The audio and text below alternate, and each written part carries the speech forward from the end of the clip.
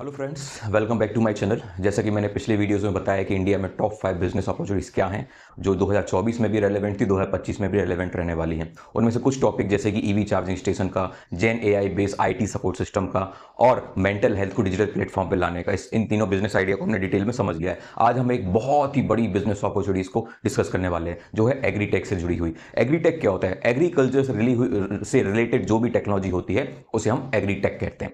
अब इसमें अपॉर्चुनिटीज कितनी है, कितना बड़ा मार्केट है, ये समझने के लिए मैं आपको कुछ एनालिटिक्स ही बताऊंगा। आप समझ जाएंगे यहाँ पे कितना बड़ा मार्केट है। आपको विश्वास नहीं होगा, इंडिया में लगभग 52% वर्कफोर्स जो है वो एग्रीकल्चर से जुड़ा हुआ है और लगभग लगभग इंडिया की 18% जीडीपी जो है वो एग्रीकल्चर से आती है। आपको पता है लगभग लगभग 20% हमारा एग्रीकल्चर प्रोडक्ट, चाहे वो फल हो, चाहे सब्जी हो या फिर आपका अनाज हो, लगभग 20% हर साल ट्रांसपोर्टेशन में ही वेस्ट हो जाता है। मतलब अनाज को यहां से वहां लाने में ही उसको वो बर्बाद हो जाता है, वो बिकता ही नहीं है या फिर वो यूज में नहीं आता है। और इसके अलावा सबसे बड़ी प्रॉब्लम, आप मैं यदि किसी बड़े शहर में रहते हैं तो आप समझ सकते हैं कि पानी के लिए हमें बचत करनी होती है या फिर गवर्नमेंट भी वाटर में कटौती करती है। लेकिन आपको पता है इंडिया का 80% वाटर कंजम्पशन जो होता है वो एग्रीकल्चर में होता है। और इसके अलावा आपका जो कि 52% फार्मर्स हैं वो आज भी 52% फार्मर्स के ऊपर आज भी लोन है। मतलब उनका एक रूटीन चलते आ रहा है, हर साल वो लोन लेते हैं, लोन से खेती चार्ज करते हैं, उसमें उन्हें लॉस होता है और वो लोन रीपे नहीं कर पाते हैं या फिर लोन का कुछ पार्ट पेमेंट ही कर पाते हैं। तो इस तरह की प्रॉब्लम्स आज भी बनी हुई है। इसके अलावा आपको पता है 42% पर्शेबल प्रोडक्ट्स जो होते हैं, जैसे कि आपका फ्लावर्स हुए या फिर आपकी वेजिटेबल्स हुई, तो इस तरह के जो ऐसे प्रोडक्ट्स जो कि जल्दी खराब होते हैं, उनमें से 40% वेस्ट हो जाता है। वो कभी यूज में ही नहीं आता, वो मार्केट में कभी बिकता ही नहीं है। तो इस तरह से जुड़ी हुई काफी प्रॉब्लम्स हैं और जितनी ज्यादा प्रॉब्लम्स उतनी बड़ी बिजनेस अपॉर्चुनिटी। तो आइए इस पूरे बिजनेस को हम ठीक से समझते हैं और स्टेप बाय स्टेप प्रोसेस को समझते हैं कि कैसे इस बिजनेस को हम स्टार्ट कर सकते हैं और इसको आपको करने के लिए किस किस तरह से हेल्प मिल सकती है। चलिए, वैसे गवर्नमेंट भी इसमें काफी आपको सपोर्ट करेगी, लेकिन आपको इतनी बात समझ लेनी है कि ये एक ऐसी इंडस्ट्री है जहां पे बहुत ज्यादा टेक्नोलॉजी का यूज करने के स्कोप है और इंडिया में आज भी उतने ज्यादा टेक्नोलॉजी यूज नहीं हो रही है इस पर्टिकुलर इंडस्ट्री में। ये आज भी हाईली अनऑर्गेनाइज्ड इंडस्ट्री है जो कि एग्रीकल्चर इसके बारे में हम डिटेल में बात करते हैं। तो सबसे पहली बात, एग्रीटेक क्यों एग्रीटेक? इसमें हम क्या वैल्यू ऐड कर सकते हैं? तो इसमें सबसे बड़ी प्रॉब्लम होती है, 3 प्रॉब्लम्स जो मैंने नोटिस की है। सबसे पहला होता है आपका वेदर का। वेदर के कारण बहुत ज्यादा जो एग्रीकल्चर है हमारे देश का वेस्ट हो जाता है और आजकल तो वेदर वैसे भी बहुत ज्यादा अनप्रिडिक्टेबल हो गया है। जब हमें लगता है गर्मी होने वाली तब गर्मी नहीं होती, जब हमें लगता है बारिश होने वाली तब बारिश नहीं होती। आप ये समझिए कि हम एक शहर में रहते हुए इतने ज्यादा अनकंफर्टेबल हो जाते हैं कि यदि बारिश जो अक्टूबर में होने वाली है वो जो नवंबर में हो जाती है, तो इस तरह से यदि वेदर एक महीने शिफ्ट हो जाता है तो हम कितने ज्यादा अनकंफर्टेबल हो जाते हैं। अब ये बात सोचिए कि किसी एग्रीकल्चर से रिलेटेड एक फार्मर जिसकी पूरी लाइफ हुड ही उसके ऊपर डिपेंड हो, उसके ऊपर कितनी बड़ी प्रॉब्लम्स आ जाती है। उसका तो पूरा कैलकुलेशन ही बिगड़ जाता होगा यदि वेदर 10-15 दिन भी आगे पीछे शिफ्ट हो जाता है। तो एक वेदर एक बहुत बड़ी प्रॉब्लम जुड़ी हुई है। इसके अलावा वाटर, वाटर रिसोर्सेस इंडिया में वैसे भी लिमिटेड है। उसके अलावा इन वाटर का यूटिलाइजेशन करने के लिए भी गांव में काफी कुछ प्रॉब्लम्स होती है। यदि आप कभी गांव में गए हों, यदि आप फार्मर से जुड़े होंगे तो आपको पता होगा कि नदी से या बैल से पानी निकालने के ऊपर भी काफी ज्यादा कॉन्फ्लिक्ट होते हैं। तो वाटर से रिलेटेड भी काफी इश्यूज हैं यहाँ पे। और इसके अलावा आपका डिमांड और सप्लाई, डिमांड जो है इंडिया में बढ़ती ही जा रही है। क्योंकि जो अच्छे बड़े किसान हैं वो अपना जो ग्रेन है, जो प्रोडक्ट है वो एक्सपोर्ट करते हैं क्योंकि वहां उन्हें रेट अच्छा मिलता है। जो इंडिया में यहां पे कंजम्पशन होने के लिए रहता है उसकी डिमांड बढ़ती जा रही है, पॉपुलेशन भी बढ़ रही है और हर कोई एक्सपोर्ट करना चाह रहा है। तो इस कारण डिमांड बढ़ती जा रही है और सप्लाई जो है वो लिमिटेड ही है। अच्छा, इस सप्लाई को बढ़ाने के लिए लोग क्या करते हैं, ये इसमें केमिकल्स का यूज करते हैं, जिसके कारण आप मैं सभी जानते हैं कि अपने एग्रीकल्चर प्रोडक्ट में कितना ज्यादा केमिकल यूज होता है और उनका जो बेनिफिट हमें हमारे बॉडी को मिलना चाहिए वो नहीं मिलता है। एक हिसाब से हम लगभग इतना ज्यादा केमिकल यूज कर रहे हैं, उसका एनालिटिक्स मैं आपको बताऊंगा तो शायद आप खुद चौंक जाएंगे। तो उसको मैं डिटेल में डाल देता हूं, डिस्क्रिप्शन में आपको उसकी पूरी डिटेल्स मिल जाएगी। लेकिन आपका जो ऑर्गेनिक फूड है वो लगभग लगभग इंडिया से खत्म ही हो गया है, या फिर उसे सिर्फ वही लोग अफोर्ड कर सकते हैं जो कि बहुत ज्यादा पैसे वाले हैं। और इंडिया में लगभग लगभग मेरे ख्याल से एक आधी % ऐसे लोग होंगे जो आज की डेट में ऑर्गेनिक फूड अफोर्ड कर सकते हैं या खा सकते हैं। तो ये बड़ी प्रॉब्लम्स हैं, उन सारी प्रॉब्लम्स को आप टेक्नोलॉजी के थ्रू सॉर्ट आउट कर सकते हैं। चलिए, तो आपने ये मैंने ब्रॉडर लेवल पे ये सारी प्रॉब्लम्स बता दी, लेकिन आप किस इंडस्ट्री से जुड़े हुए हैं? तो 3 फोकस जो कि मैंने पहले वीडियो में भी बताया है कि बिजनेस स्टार्ट करने के लिए 3 एरियाज जो है जहां पे आपको फोकस कर आपको ज्यादा ध्यान देना चाहिए। फर्स्ट ऑफ ऑल आपका फोकस, सेकंड आपका एटीट्यूड और थर्ड आपका नेटवर्क। यदि ये 3 चीजों से रिलेटेड आपके पास कोई प्रॉब्लम आइडेंटिफाई करने की कैपेसिटी है एग्रीटेक में, तो आप बिल्कुल इस इंडस्ट्री में घुस सकते हैं। सो आपको प्रॉब्लम आइडेंटिफाई करनी है कि कौन सी प्रॉब्लम आप सॉर्ट आउट कर सकते हैं। उसके लिए आपको रिसर्च करनी पड़ेगी।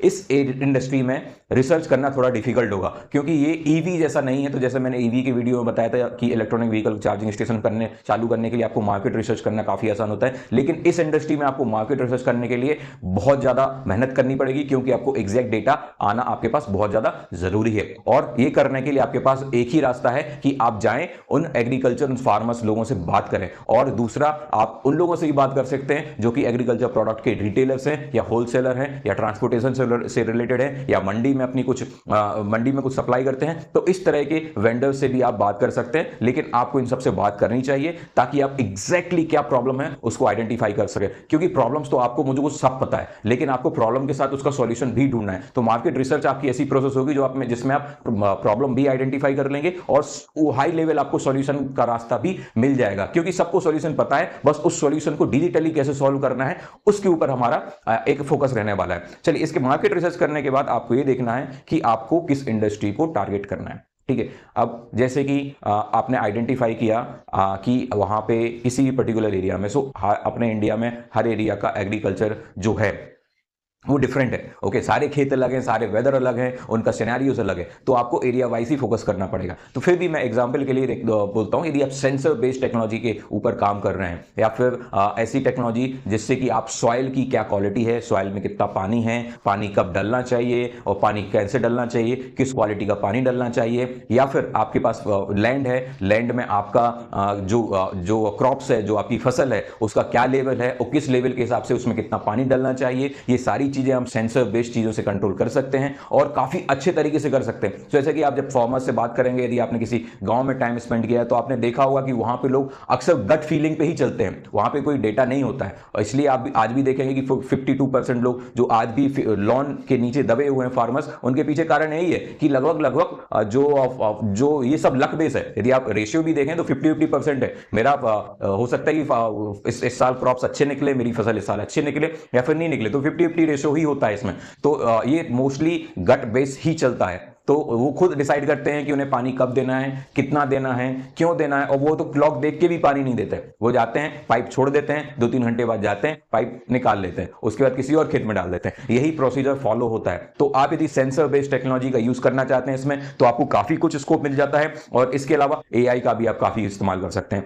एआई इसमें बहुत ज्यादा हेल्प आपको करेगी, क्योंकि सिर्फ एक फोटो देख के, क्रॉप की एक फोटो देख के ही आप ये बता सकते हैं कि क्रॉप का क्वालिटी क्या है। आपका जो नॉर्मल भाषा में पौध बोलते हैं या पौधा बोलते हैं, जो छोटा होता है, छोटी स्टेज पे होता है, तो उसकी ग्रोथ कितने दिन में कितनी ग्रोथ हो रही है, या फिर उसकी जो क्वालिटी है, उसकी पत्ते की जो क्वालिटी है, वो देख के एआई ये बता सकता है कि आपका जो क्रॉप है वो कितने दिन में डेवलप हो जाएगा। उसे डेवलप करने के लिए आपको कितना पेस्ट डालना पड़ेगा, कितना खाद डालना पड़ेगा और कितना पानी डालना पड़ेगा। तो एआई इसमें आपको काफी हेल्प कर सकता है। तो यदि आप एआई से जुड़े हुई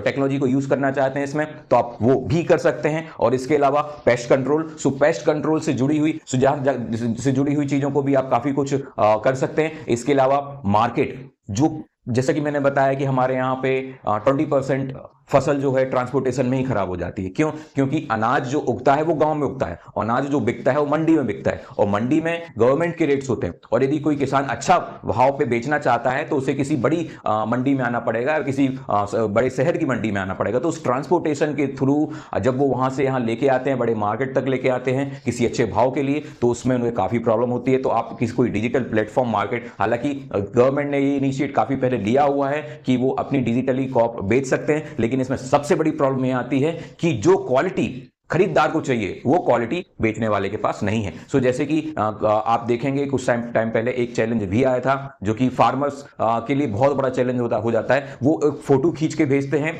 खरीदने वाले को, तो जो खरीदने वाला होता है वो फोटो पे तो ओके कर देता है, लेकिन जब पूरा ट्रांसपोर्टेशन कॉस्ट लगा के वो किसान अपना वो सामान लेके मंडी तक जाता है, उस खरीदार तक जाता है, तो वहां पे जाके वो बोल देता है कि नहीं, ये वाली क्वालिटी मुझे नहीं चाहिए, इसका भाव मैं आपको उतना नहीं दूंगा। अब किसान के पास कोई रास्ता बचता नहीं है, उसने ऑलरेडी ट्रांसपोर्टेशन कॉस्ट लगा दिया है और अब वो वहां पे किसी भाव पे बेच के जाएगा, अदरवाइज उसको वापस से लेके जाने का फिर ट्रांसपोर्टेशन कॉस्ट लगेगा और किसानी में इतना ज्यादा मार्जिन नहीं होता है कि उस तरह से पैसा वेस्ट कर सके। तो इस तरह से आप ई मार्केट जैसी कोई सॉल्यूशन को भी लेके आ सकते हैं, but I have to tell you, वो एक मार्केट ऐसा है जहां पे बहुत सारे प्लेयर्स ऑलरेडी हैं लेकिन सक्सेसफुल ज्यादा कुछ हो नहीं पाए हैं, क्योंकि किसान और वेंडर और के बीच में जो कनेक्शन है वहां पे आप सैंपलिंग देख के बात होती है और बिना सैंपल देखे भाव रेट तय नहीं होता है। तो वो एक चैलेंज है जो आपको देखना पड़ेगा कैसे आप इसको सॉर्ट आउट करेंगे।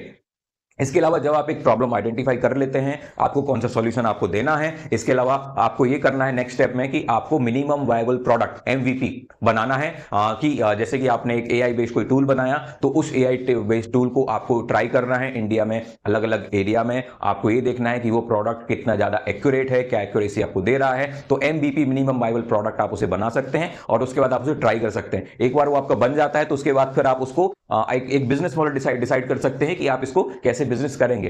जैसे कि आप इसे सब्सक्रिप्शन देने वाले हैं या फिर इसमें तो कुछ फ्रीमियम देने वाले हैं जो कि फ्री सब्सक्रिप्शन रहेगा लोगों के लिए कुछ टाइम के लिए, या फिर आप इसमें प्रीमियम सब्सक्रिप्शन लेने वाले हैं या फिर पेपर यूज के हिसाब से देने वाले हैं, क्योंकि साल भर तो इन सब चीज़ों की जरूरत पड़ती नहीं है। जब एक फसल उगती है उसके बाद फिर तभी हो सकता है उसकी जरूरत पड़े। तो डिपेंड करता है आप किस टाइप का मॉडल कर रहे हैं, तो आप पेपर यूज के हिसाब से भी अपना बिजनेस मॉडल बना सकते हैं। और एक बार आपका बिजनेस मॉडल बन जाता है, आपका एमवीपी बन जाता है, उसके बाद आप चाहे तो फंडिंग के लिए भी ट्राई कर सकते हैं। नाबार्ड करके अपनी एक इंडिया में एजेंसी है जो कि एग्रीकल्चर से रिलेटेड प्रोडक्ट्स के लिए फंडिंग करती है, गवर्नमेंट एजेंसी है, आप वहां पे ट्राई कर सकते हैं। और भी काफी प्राइवेट वेंचर्स जो हैं जो इसमें आपको सपोर्ट करने के लिए रेडी हो जाएंगे। इसके अलावा आपका ये होता है कि ये सब करने के बाद आपको एक पायलट रन कर लेना है। चूंकि इंडिया काफी बड़ी जगह है और हर जगह का जो एग्रीकल्चर लैंड है और जो सिनेरियोस है, जो वेदर है, वो काफी डिफरेंट है। तो आपको एक पर्टिकुलर एरिया चूज करना होगा जो आपके लिए एक ज्यादा कंफर्टेबल रहेगा। आपके वहां पे आपको एक पायलट करना है 1 साल का। आपको वहां पे ये देखना है कि आप किस तरह से आपका सिस्टम जो है सपोर्ट कर रहा है। इस पूरी प्रोसेस में आपका जो ट्रेनिंग है आपके सिस्टम की, वो भी कंप्लीट हो जाएगी। आपको जो भी चीजें सीखनी है बिजनेस में आप उन्हें भी सीख सकते हैं। तो एक बार आपका पायलट यदि सक्सेसफुल हो जाता है, then you are ready to take it to the market. मैं इसलिए क्यों बोल रहा हूं कि पायलट करने के बाद ही मार्केट में लेके जाए, क्योंकि फार्मर्स जो हैं उनके पास इतने ज्यादा लोग जाते हैं अलग अलग बिजनेस मॉडल लेके कि आज की डेट में वो किसी टेक्नोलॉजी पे ज्यादा विश्वास नहीं कर पाते हैं। तो आप उनका ट्रस्ट नहीं तोड़ना चाहेंगे, क्योंकि ये एक ऐसी चीज है जो कि डायरेक्टली इमोशनली कनेक्ट है। एक फार्मर जिसका पूरी लाइवलीहुड सिर्फ जमीन और एग्रीकल्चर पे ही डिपेंडेंट है, तो आपको उसके साथ ट्रस्ट बनाना बहुत जरूरी है। तो ये चीज आप देख लें कि पायलट करने के बाद ही अपने प्रोडक्ट को मार्केट करें। ये सब करने के लिए आपको बहुत ज्यादा सपोर्ट मिलेगा लोगों से भी और गवर्नमेंट से भी। लेकिन इस इंडस्ट्री में इतना ज्यादा स्कोप है कि आप इसमें से किसी एक पर्टिकुलर प्रॉब्लम को भी सॉल्व कर सकते हैं, चाहे वो सप्लाई चेन से रिलेटेड हो, चाहे मार्केट से रिलेटेड हो, चाहे वो आपका वेदर से रिलेटेड हो, चाहे वाटर कंजम्पशन से रिलेटेड हो। इन सारी प्रॉब्लम्स में से किसी एक प्रॉब्लम को भी आप आइडेंटिफाई कर सकते हैं, तो इस इंडस्ट्री में आप बहुत अच्छा बिजनेस सेटअप कर सकते हैं। इन सारी प्रोसेस से रिलेटेड आपके पास कोई भी क्वेरी हो, कोई भी प्रॉब्लम हो, आप कमेंट बॉक्स में डाल सकते हैं। मैं उसको डेफिनेटली रिप्लाई करूंगा। और ये इंडस्ट्री एक ऐसी है जहां पे आपके लिए स्काई इज द लिमिट। आपको बस उसमें जाना है और धीरे धीरे लोग आपके साथ जुड़ते ही जाएंगे। और इसमें इतना बड़ा मार्केट है कि आप बस इतना समझ लीजिए कि इंडिया का 52% वर्कफोर्स से इससे जुड़ा हुआ है। तो लगभग 150 करोड़ में से लगभग 75 करोड़ लोग एग्रीकल्चर से डायरेक्टली जुड़े हुए हैं। तो आप इस चीज को समझ लीजिए अच्छे से कि ये मार्केट काफी बड़ा है। सो जैसा कि मैंने बोला, कोई डाउट है तो आप कमेंट में ड्रॉप कर दीजिए। And I wish you all the very best and keep in touch. Bye bye.